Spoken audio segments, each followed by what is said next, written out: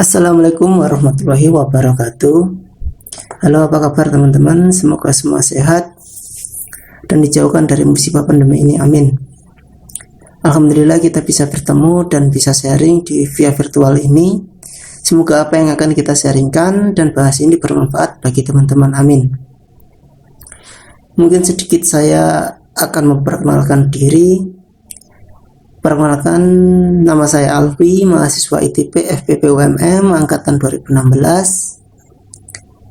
Kalau bicara tentang staf magang, dulu saya juga pernah berproses menjadi staf magang sampai menjadi pengurus di Himatekpa.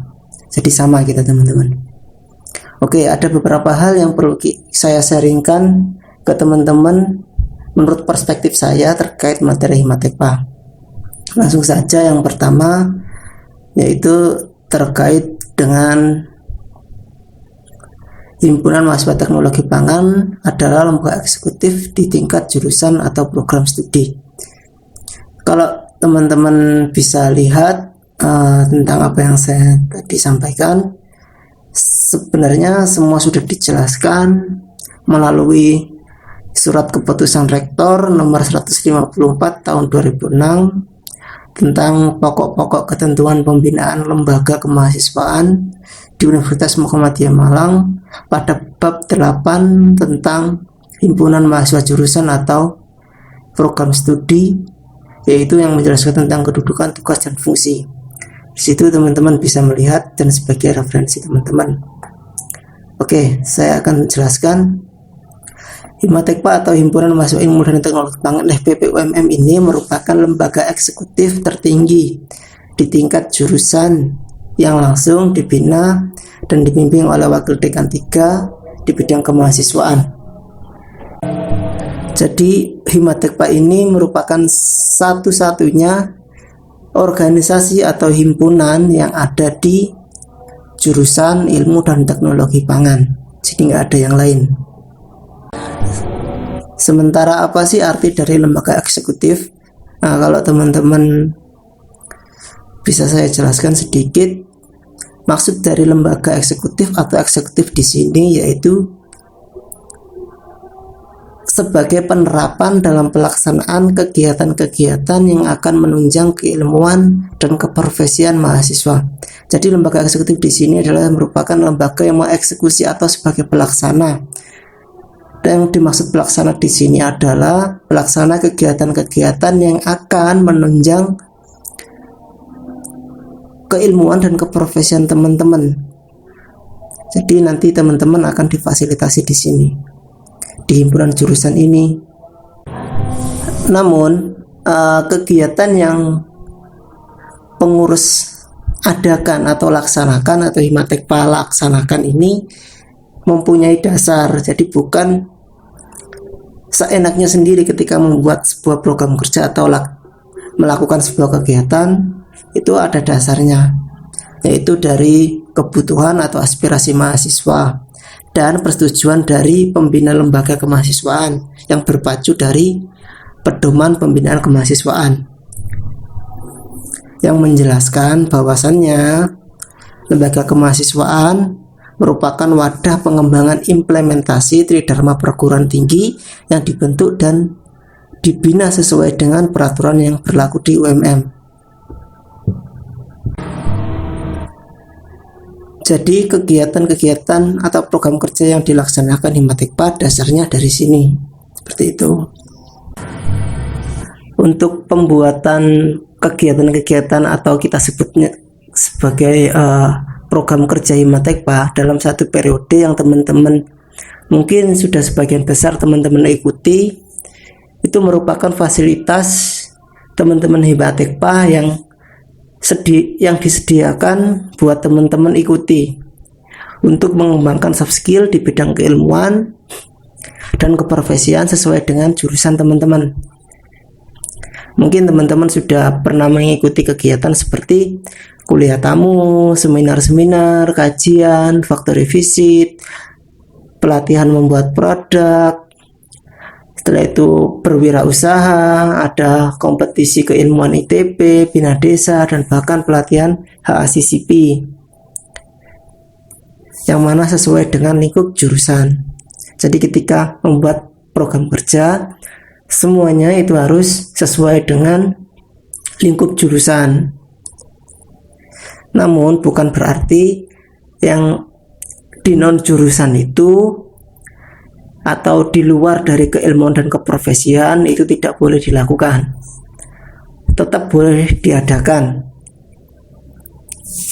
Namun harus sesuai aspirasi atau kebutuhan mahasiswa. Jika memang kegiatan tersebut dipandang perlu untuk diadakan. Seperti contohnya ada program kerja Kajurkap di bidang keolahragaan, ada kegiatan kaderisasi seperti TOL ini yang teman-teman ikuti di bidang keorganisasian. Setelah itu ada kegiatan-kegiatan lain yang akan menunjang soft skill teman-teman, seperti itu. Dengan adanya program kerja ini, maka inilah yang dimaksud dengan salah satu fungsi penunjang eksekusi atau pelaksana aspirasi mahasiswa dalam bentuk program kerja.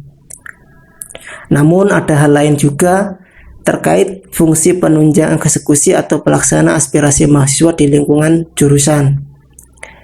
Ini yang dimaksud di luar program kerja, seperti ketika ada penampungan aspirasi. Contohnya ini di lingkungan jurusan ya, di lingkungan kita selama berkuliah itu terkait dengan fasilitas-fasilitas kegiatan belajar mengajar, terkait praktikum, fasilitas laboratorium.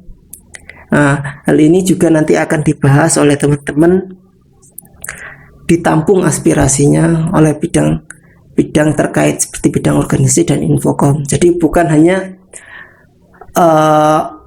fungsi penunjang eksekusi atau pelaksana aspirasi ini bukan melulu tentang program kerja saja, tapi bisa melainkan dengan hal di luar program kerja, seperti itu. Jadi ketika teman-teman ada sebuah aspirasi yang masuk terkait hal yang saya sebutkan tadi, bisa melalui Himatekpa, seperti itu. Namun memang dalam pelaksanaan yang sudah saya ketahui, kebanyakan tidak melalui Himatekpa, tapi melainkan secara pribadi dengan pihak yang berkaitan. Contohnya terkait laboratorium ataupun kegiatan belajar mengajar, yaitu melalui ketua jurusan, seperti itu. Selanjutnya dalam pelaksanaan dan pembuatan program kerja Himatekpa ini dilaksanakan sesuai dengan tupoksi atau tugas pokok dan fungsi dari bidang-bidang yang ada di Himatekpa. Karena itulah pentingnya ketua himpunan membentuk bidang-bidang di Himatekpa sesuai dengan kebutuhan dan visi misi yang diusung oleh ketua himpunan yang terpilih untuk melaksanakan program kerjanya selama satu periode. Jadi program kerja yang dilaksanakan itu harus sesuai dengan tugas pokok dan fungsi dari bidang-bidang yang ada di Himatekpa. Nah, bidang-bidang ini itu mulai tugas pokok dan fungsi, setelah itu nama bidang-bidang, itu semuanya dibentuk oleh ketua himpunan yang berpacu pada kebutuhan dan visi misi yang ketua himpunan usung. Tapi memang dalam pembuatan ini ada ikut andil ataupun perlu melibatkan demisioner MPO sebagai untuk masukan atau saran, seperti itu. Ada beberapa hal yang perlu teman-teman ketahui. Setiap periode kepengurusan mempunyai perbedaan masing-masing sesuai dengan visi misi yang dibentuk, yang akan diimplementasikan atau diterapkan dalam bentuk program kerja dan agenda yang dilaksanakan oleh setiap bidang-bidang. Untuk penentuan dan pembentukan bidang juga dipengaruhi oleh beberapa hal seperti visi misi, setelah itu kebutuhan dan rekomendasi-rekomendasi dari MPO, demisioner, dan bahkan wakil dekan 3. Ketika bidang sudah dibentuk, pembuatan dan pemilihan program kerja juga harus diperhatikan dari hal sederhana. Dan maksud di sini adalah seperti nama bidang ataupun bentuk program kerja harus selaras agar mudah untuk diterima oleh mahasiswa atau peserta. Selain itu juga harus memperhatikan tentang hal mendasar atau landasannya.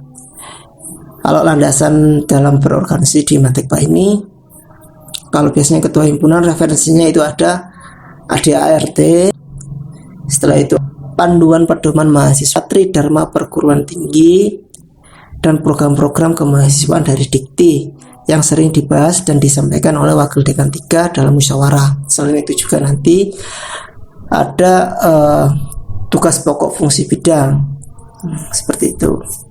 Itulah hal yang sebagai acuan untuk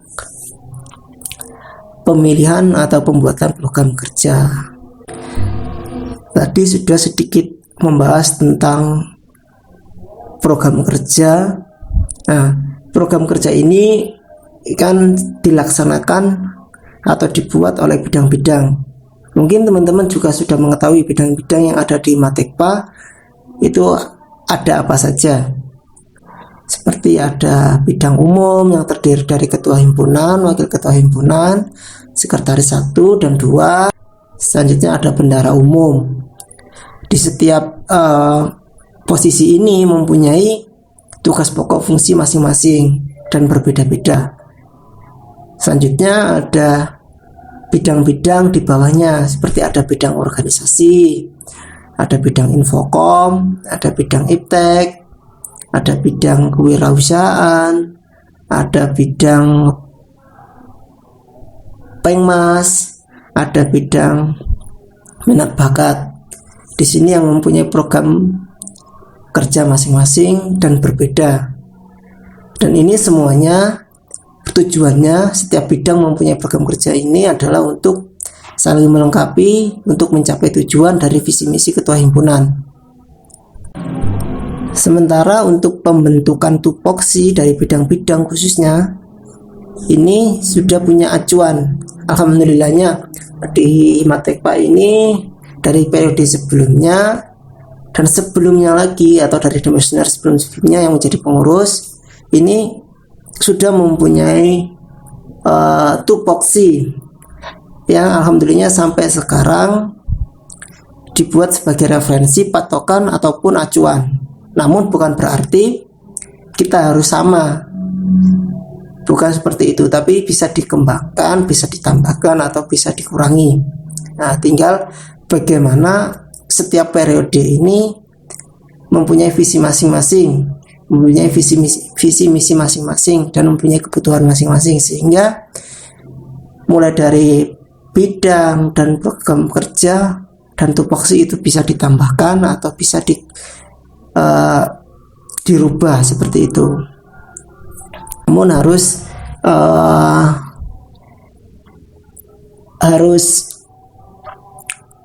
diketahui terlebih dahulu jika memang dirasa perlu dirubah atau ditambahkan sesuai dengan kebutuhan dan urgensinya, seperti itu. Jadi enggak semata-mata bisa dirubah seenaknya, seperti itu, karena harus diketahui terlebih dahulu kebutuhannya apa dan tingkat urgensinya seperti apa. Dalam pembentukan tupoksi ini biasanya ketua himpunan yang terpilih akan dibantu dengan bidang umum, serta biasanya melibatkan MPO atau demisioner sebagai masukan atau saran untuk pembentukan tupoksi ini. Mungkin itu sedikit yang sudah saya sampaikan, semoga teman-teman paham yang saya sampaikan.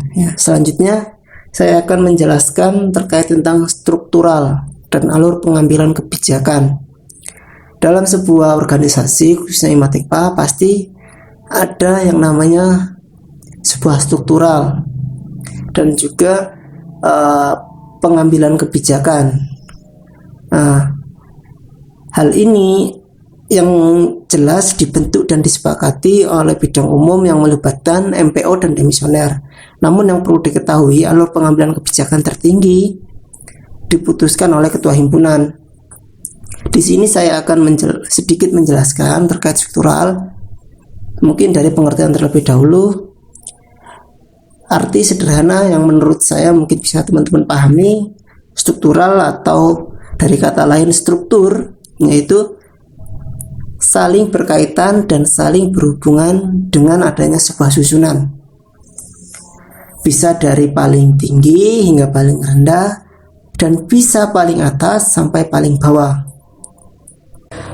Di dalam struktural ini biasanya ada sebuah bagan-bagan seperti yang saya sebutkan tadi ya, ada ketua himpunan, ada wakil ketua himpunan, ada sekretaris, ada bendahara umum, ada bidang-bidang, dan ada juga MPO atau majelis pertimbangan organisasi. Dari beberapa yang saya sebutkan tadi, ini semuanya saling berkaitan dan saling berhubungan. Semuanya ini dihubungkan melalui garis koordinasi dan garis instruksi. Kalau teman-teman bisa lihat dalam slide atau gambar bagan struktural kepengurusan Himatekpa, itu ada garis putus-putus dan ada garis menyambung atau lurus yang menghubungkan bagan satu dengan bagan lain, atau dari bidang dengan ketua himpunan ataupun bidang-bidang yang lain. Nah, itu kalau teman-teman bisa lihat di struktural tersebut, garis putus-putus itu melambangkan atau mengartikan koordinasi. Nah, setelah itu untuk yang garis lurus menyambung tanpa ada putus-putus itu dinamakan garis instruktif. Jadi ada garis koordinatif dan garis instruktif. Sebenarnya ada garis lain yaitu garis konsultatif itu. Namun yang kita pelajari atau mempermudah untuk teman-teman itu cukup dua saja, itu ada garis koordinatif dan garis instruktif. Itu. Artinya apa? Garis koordinatif ini adalah mempunyai arti koordinasi atau yang bersifat kerjasama, ada timbal balik berupa masukan atau saran itu, dan tidak mengikat dalam tingkatan yang sejajar. Dan juga yang lain ada garis instruktif atau instruksi. Ini diartikan adalah garis instruksi yang bersifat mengikat dan perintah dari tingkatan atas ke bawah, seperti itu. Jadi contohnya seperti teman-teman ketika ketua himpunan dengan ketua bidang itu merupakan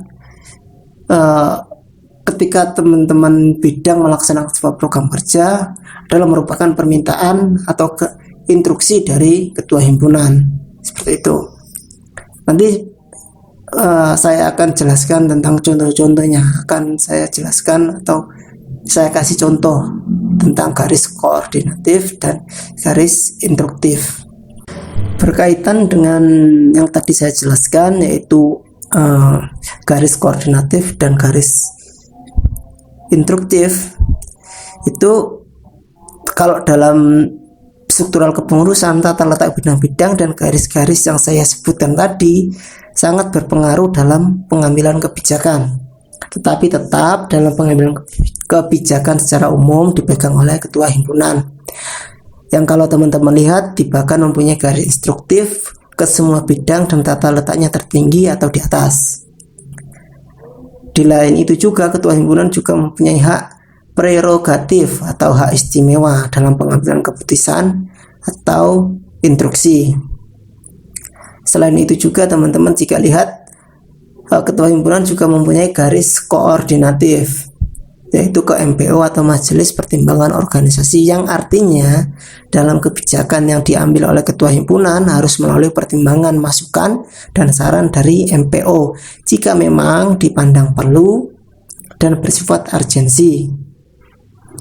Setelah itu contoh yang lainnya ada garis instruktif antara Kahim dengan semua bidang umum. Ketua himpunan juga mempunyai garis instruktif dengan bidang-bidang dan ketua bidang. Selanjutnya ada garis koordinatif pada sekretaris umum dengan sekretaris bidang. Di sini dimaksudkan untuk koordinasi dalam hal administrasi. Ada juga garis instruktif dari ketua bidang ke anggota dan sekretaris bidang. Nah, di sini agar memudahkan komunikasi antara ketua bidang dan anggota bidang ketika ada sebuah instruksi dari ketua himpunan ke ketua bidang yang nantinya akan dilaksanakan atau disampaikan lagi yang berupa instruksi ke anggota dan sekretaris bidang, tapi tetap melalui musyawarah yang nantinya hasil musyawarah tersebut akan diputuskan oleh ketua bidang. Nah, dari hasil tersebut nantinya akan dibawa ke ketua himpunan atau ke bidang umum yang nantinya akan dimusyawarahkan kembali apakah hasil dari bidang tersebut dapat disepakati atau diizinkan oleh ketua himpunan. Ada juga garis koordinatif antar ketua bidang. Maksud dari garis-garis yang terhubung satu dengan yang lain ini bertujuan sebagai alur komunikasi pengambilan kebijakan, berkoordinasi dan pelaksanaan instruksi terkait dengan kegiatan berorganisasi di Himatekpa. Biasanya hal-hal ini itu garis-garis atau koordinasi atau instruksi ini itu biasanya berkaitan dengan kegiatan di dalam Himatekpa. Contohnya hal sederhananya seperti penentuan jadwal, waktu pelaksanaan program kerja, penentuan program kerja, jadwal rapat, administrasi bidang, mulai dari pengontrolan dan tata tertib administrasi dalam berorganisasi. Semua ini diatur kebijakannya melalui garis koordinasi dan garis instruktif seperti itu. Namun bukan berarti dengan adanya garis-garis tersebut itu tidak boleh berkomunikasi dan berkoordinasi jika tidak sesuai dengan garis strukturnya. Bukan seperti itu, masih bisa diperbolehkan atau bisa kita bilang fleksibel lah dalam pelaksanaannya. Apa yang saya sampaikan ini insya Allah penting nantinya kalau teman-teman nanti menjadi pengurus. Teman-teman harus tahu ketika dalam memutuskan suatu kebijakan, misal pelaksanaan program kerja, ketua bidang menginstruksi anggota bidang untuk mengadakan rapat dan hal-hal lain yang berkaitan dengan memutuskan kebijakan yang saya sudah contohkan tadi. Jadi itulah makanya kita harus paham tentang struktural dan kebijakan dalam pengambilan keputusan seperti itu. Mungkin segitu saja yang bisa saya sharingkan terkait materi ini. Jika ada pertanyaan atau kurang paham dan kurang puas, teman-teman bisa tanyakan ke saya atau ke pengurus. Dan sekali lagi mohon maaf jika apa yang saya sharingkan masih banyak kurangnya dan jauh dari kata memuaskan, karena memang manusia adalah tempatnya salah dan khilaf, dan tidak ada manusia yang sempurna. Semoga teman-teman calon pengurus ini bisa tetap semangat dan selalu bersabar dalam menuntut ilmu, insya Allah yang nantinya akan berujung kemenangan dan kesuksesan. Amin. Dan selalu saya ingatkan, tetap jaga kesehatan, jaga jarak, dan pakai masker. Semoga kita semua dijauhkan dari musibah virus COVID-19 ini. Amin. Terima kasih. Sekian dari saya. Wassalamualaikum warahmatullahi wabarakatuh.